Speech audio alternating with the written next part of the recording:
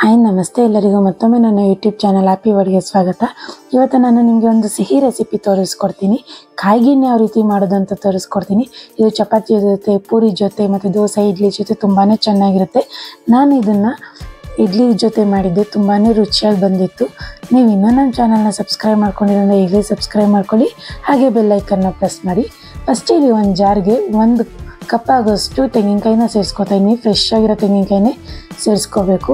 ಅದಾದಮೇಲೆ ಇಲ್ಲಿ 2 ಸ್ಪೂನ್ ಆಗೋಷ್ಟು ಗಸಗಸೆನ ಹುರಿದು ಪುಡಿ ಮಾಡಿಕೊಂಡು ಸೇರಿಸ್ಕೊತಾ ಇದ್ದೀನಿ. ನೀವು ಬೇಕಾದ್ರೆ ಹಾಗೇನೂ ಸೇರಿಸ್ಕೋಬೋದು, ಅಂಥ ಡಿಫ್ರೆನ್ಸ್ ಏನೂ ಆಗೋಲ್ಲ. ಅದಾದಮೇಲೆ ಇಲ್ಲಿ ಸ್ವಲ್ಪನೇ ಕಡಲೆಪಪ್ಪನ್ನ ಸೇರಿಸ್ಕೊತಾ ಇದ್ದೀನಿ, 1 ಸ್ಪೂನ್ ಆಗೋಷ್ಟು. ನೀವು ಬೇಕಿದ್ರೆ ಇಲ್ಲಿ 1 ಸ್ಪೂನ್ ಆಗೋಷ್ಟು ಅಕ್ಕಿ ಸಹ ಸೇರಿಸ್ಕೋಬೋದು.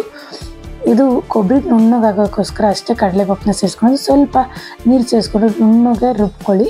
ಅದಾದಮೇಲೆ ಇಲ್ಲಿ 1 ಕಪ್ಪು ನಾವು ಯಾವುದರಲ್ಲಿ ತೆಂಗಿನಕಾಯಿ ತೊಗೊಂಡಿದ್ದೀವೋ ಅದರಲ್ಲಿ ಅರ್ಧ ಕಪ್ ಆಗೋಷ್ಟು ಬೆಲ್ಲ, ಒಂದು ಅರ್ಧ ಸ್ಪೂನ್ ಆಗೋಷ್ಟು ಏಲಕ್ಕಿ ಪುಡಿನ ಸೇರಿಸ್ಕೊಂಡು ಫುಲ್ಲು ಫೈನ್ ಪೇಸ್ಟ್ ಮಾಡ್ಕೋಬೇಕು. ಅಷ್ಟೇ ನೋಡಿ, ಎಷ್ಟು ಬೇಗನೆ ಗಿಣ್ಣು ರೆಡಿ ಆಗಿಬಿಡುತ್ತೆ. ನಿಮ್ಮ ಮಕ್ಕಳು ದೋಸೆ ಇಡ್ಲಿ ಎಲ್ಲ ಕೊಟ್ಟಾಗ ವಾಪಸ್ ತೊಗೊಬರ್ತಿದ್ದಾರೆ ಅಂದರೆ ಒಂದು ಸಲ ಈ ಥರ ಗಿಣ್ಣು ಮಾಡಿಕೊಟ್ಟು ನೋಡಿ. ಇಡ್ಲಿ ದೋಸೆ ಎಲ್ಲ ಬಾಕ್ಸ್ ಎಲ್ಲ ಖಾಲಿ ಮಾಡ್ಕೊಬರ್ತಾರೆ, ಅಷ್ಟು ರುಚಿಯಾಗಿರುತ್ತೆ. ಮಕ್ಕಳಂತೂ ತುಂಬಾ ಇಷ್ಟಪಟ್ಟು ತಿಂತಾರೆ. ನಾನು ಇಡ್ಲಿ ಜೊತೆ ಕಾಯಿ ಚಟ್ನಿ ಸಹ ಮಾಡಿದ್ದೆ, ಅದರದ್ದು ಲಿಂಕ್ ಬೇಕಾದ್ರೆ ನಿಮ್ಮ ಡಿಸ್ಕ್ರಿಪ್ಷನ್ ಹಾಕಿರ್ತೀನಿ, ಚೆಕ್ ಮಾಡಿ. ಇಷ್ಟ ಆದರೆ ಲೈಕ್ ಮಾಡಿ, ಶೇರ್ ಮಾಡಿ, ಸಬ್ಸ್ಕ್ರೈಬ್ ಮಾಡ್ಕೊಳ್ಳಿ. Thanks for watching.